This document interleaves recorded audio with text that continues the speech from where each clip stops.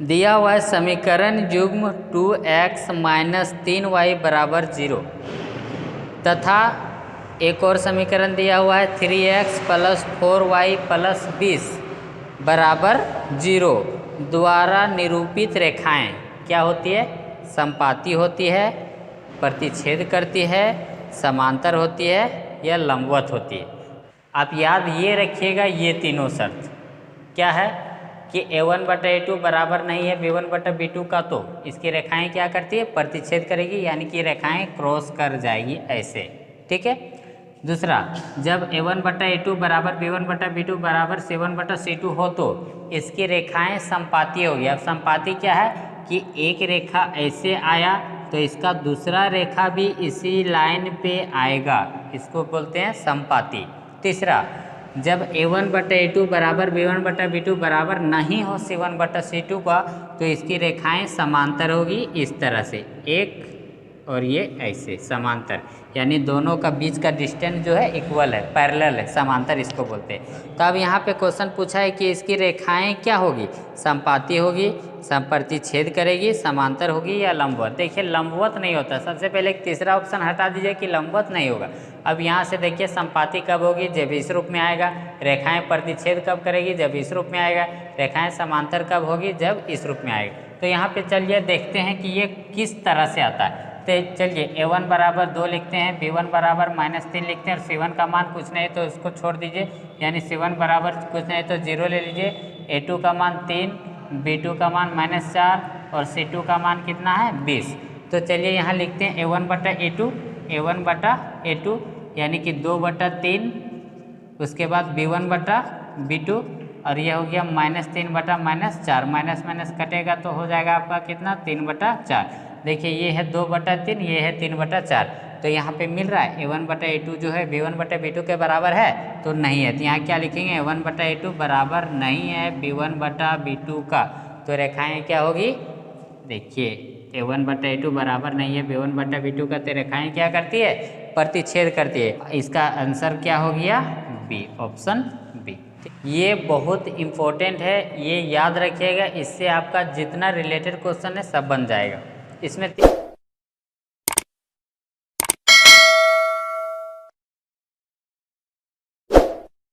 Question number 10 है c के किस मान के लिए समीकरण युग्म, क्वेश्चन नंबर 10 पढ़िए, c के किस मान के लिए समीकरण युग्म cx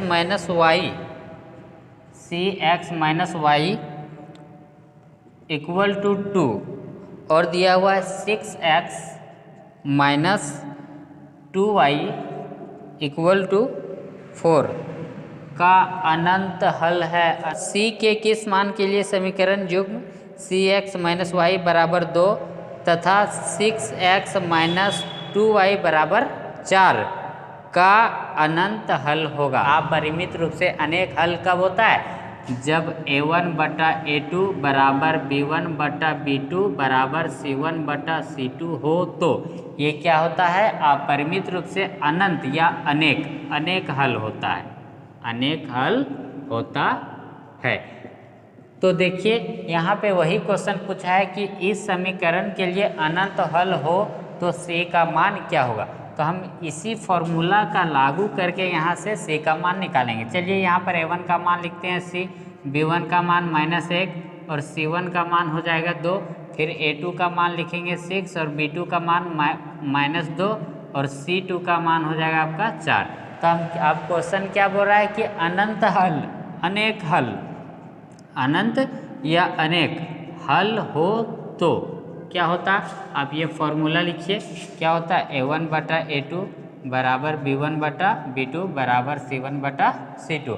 अब यहाँ पे मान बैठाइए, a1 का मान कितना है? c बटा a2 का मान है 6, b1 का मान कितना है? -1 और b2 का मान -2 और c1 का मान 2 बटा 4। अब देखिए इसको c का मान निकालना है तो आप इसको भी बराबर कर सकते हैं, इसको भी बराबर कर सकते हैं, दोनों का मान सेम ही आएगा। तो चलिए हम इधर से बराबर करके बताते हैं, c बटा 6 -1 बटा -2। देखिए माइनस काट दीजिए, क्रॉस मल्टीप्लाई करिए, 2c बराबर 6 1 6 यानी 2 तिया 6। तो देखिए c का मान कितना आ गया? आपका क्वेश्चन नंबर 11 है, समीकरण युग्म 2x माइनस वाई बराबर 5 और 3x प्लस 2y बराबर 4 का हल क्या है। समीकरण युग्म दिया हुआ है 2x माइनस वाई बराबर 5, एक और है 3x प्लस 2y बराबर 4 का समीकरण युग्म का हल क्या है, इसका हल निकालना है। क्वेश्चन नंबर 11 हमको लिखना पड़ा क्योंकि क्वेश्चन नंबर 11 जो है दोनों तरह से सॉल्व हो सकता है। आप समीकरण को हल करके भी x और y का मान ला सकते हैं, या तो x और y का मान रख के भी आप सॉल्व कर सकते हैं। क्योंकि यहाँ पर पूछा है कि समीकरण युग्म जो दिया हुआ है 2x माइनस वाई बराबर 5 और 3x प्लस 2y बराबर 4। समीकरण युग्म 2x माइनस वाई बराबर 5 और 3x प्लस 2y बराबर 4 का हल क्या है। अब आपका x और y का जो वैल्यू है वो नीचे दिया हुआ है। पहला क्वेश्चन में दिया हुआ है 2x माइनस वाई बराबर 5। अब यहाँ नीचे में मान बैठाते जाइए। देखिए x का मान 2, y का मान -1, तो देखिए 2 गुना x का मान 2, फिर ये वाला माइनस और y का मान -1 बराबर 5। तो ये कितना हो गया, 2 दूना 4 माइनस माइनस प्लस 1 बराबर 5, तो 4 और 1 5 बराबर 5। देखिए ये वैल्यू जो है ये समीकरण को क्या करिए, संतुष्ट। जब पहला समीकरण को संतुष्ट किया तो दूसरा को भी संतुष्ट करेगा। चलिए देखिए 3 गुना 2 प्लस 2 गुना -1 बराबर 4, यहाँ पे इस पे रख रहे हैं, इस समीकरण पे, दूसरा समीकरण पे। तो हल करेंगे तो कितना होगा, 3 दूना 6 प्लस माइनस -2 बराबर 4, 6 में 2 घटाएंगे तो 4 बराबर 4। देखिए इसको भी संतुष्ट करिए तो आपका आंसर यही होगा। और बाकी आप तीनों मान रख के देख लीजिएगा, ये बराबर नहीं। क्वेश्चन नंबर 12 जो है आपका कोई सॉल्यूशन करने वाला नहीं है। पढ़िए क्वेश्चन कि वह रैखिक समीकरण युग्म जिसका कोई हल नहीं होता है। याद रखिएगा, कोई हल नहीं होता है तो क्या कहलाता है। हम बताएं, अभी इससे पहले क्वेश्चन नंबर 8, 9 में बताए होंगे, किस में बताए थे, हाँ 8 या 9 में बताए होंगे कि अद्वितीय हल कब होता है, कोई हल कब नहीं होता है, अपरिमित रूप से अनेक हल कब होता है। तो यहाँ पे क्वेश्चन में क्या है कि वह रैखिक समीकरण युग्म जिसका कोई हल नहीं होता है।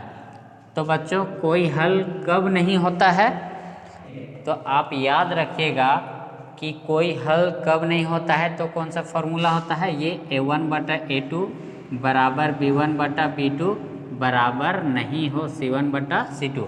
अगर समीकरण का ये शर्त हो तो इसका कोई हल नहीं होता है। और इस जब कोई हल नहीं होता है तो वो क्या होता है, असंगत होता है। कोई हल नहीं होता है, इसका कोई हल नहीं होता है और यह क्या होता है, असंगत होता है, असंगत होता है। ठीक है, कोई हल नहीं होता है, यह क्या होता है, असंगत होता है। तो असंगत आपका किस में दिया हुआ है, क्वेश्चन बी, आपका आंसर हो जाएगा बी। समीकरण युग्म दिया हुआ x प्लस वाई बराबर 9, x माइनस वाई बराबर 1 का हल क्या है। अब आप इसमें से कौन इसका हल होगा। तो इससे पहले हम बताएं कि समीकरण का हल वही होता है जब दोनों पक्षों के मान को बराबर करता है।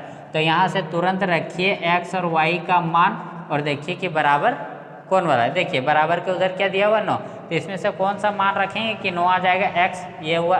देखिए ये x का मान, y का मान, x का मान, y का मान, x का मान, y का मान।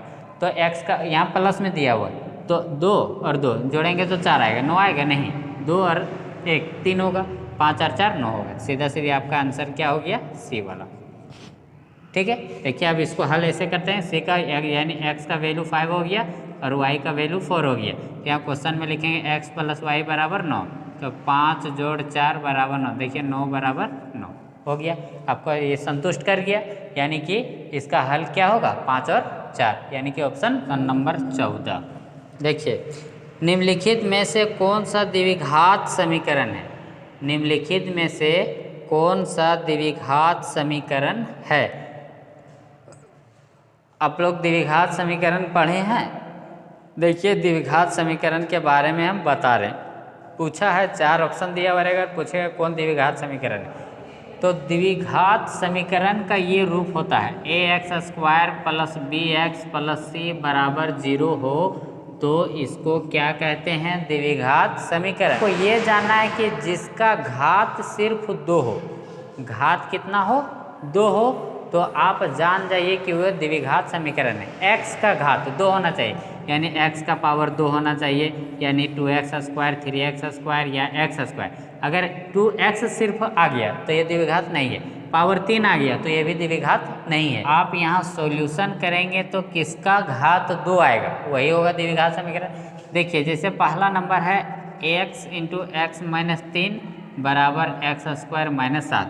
इसको सॉल्व करेंगे तो क्या हो जाएगा, x × x x² - 3x बराबर x² - 7। देखिए x² सेम टर्म है, दोनों का घात बराबर है। अभी प्लस से इधर आएगा तो क्या होगा, माइनस, तो ये घट जाएगा तो 0 हो जाएगा, यानी x का घात खत्म तो 3x - 7। तो देखिए इसमें x का घात ही खत्म हो गया, यानी ये रेखिक आ गया। इस तरह से आप सोच के बना सकते हैं। देखिए इसको तोड़ेंगे a + b का होल स्क्वायर में तो क्या हो जाएगा, a² यानी x का स्क्वायर इसमें आएगा और x² इधर भी है, तो ये भी कट जाएगा। जब ये भी कट जाएगा तो इसका भी घात खत्म हो जाएगा, तो ये भी द्विघात समीकरण नहीं होगा। अब तीसरा देखते हैं कि इसको तोड़ेंगे a + b का होल स्क्वायर में तो हो जाएगा a² + 2ab + b² यानी 1 का स्क्वायर, और इधर हल करेंगे तो कितना हो जाएगा, 2x, यानी कि इधर x बच जाएगा और इधर x², तो इसका घात 2 आ रहा है। तो बच्चों ये द्विघात समीकरण होगा, लेकिन D भी है द्विघात समीकरण, लेकिन इस तरह का क्वेश्चन नहीं आएगा, इसमें क्वेश्चन कुछ गलत दिया हुआ है, ठीक है। तो आप समझ गए कि द्विघात समीकरण कैसे होता है। मेन आपको है कि x का पावर 2 देखना है, आपका एग्जाम में इस तरह का रॉन्ग क्वेश्चन नहीं आया। क्वेश्चन नंबर 15 में दिया हुआ है यदि विविधकर D यानी कि डिस्क्रिमिनेंट, ठीक है, विविधकर 0 से बड़ा है तो क्या होता है, वास्तविक और भिन्न, वास्तविक और असमान, वास्तविक नहीं, इनमें से कोई नहीं। तो आपको इसके मूलों की प्रकृति जानना पड़ेगा। मूल की प्रकृति अगर आप जानते हैं तो ये जान जाएंगे, तो नहीं जानते तो चलिए एक बार, जब d का मान 0 से बड़ा आएगा, यानी कि d का मान निकालने पे 0 से बड़ा कब होगा, जब 1 आएगा, 2 आएगा, 4 आएगा, 9 आएगा, 17 आएगा, जो भी आएगा तो वो 0 से बड़ा होगा, तब इसका वास्तविक मूल्य जो होगा वो क्या होगा, भिन्न भिन्न होगा, वास्तविक होगा लेकिन भिन्न भिन्न होगा।